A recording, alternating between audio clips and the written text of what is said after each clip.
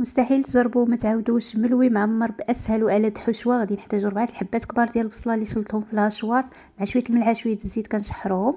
غادي نحتاجو في العجينه المقادير اللي غنكتب لكم في الشاشه.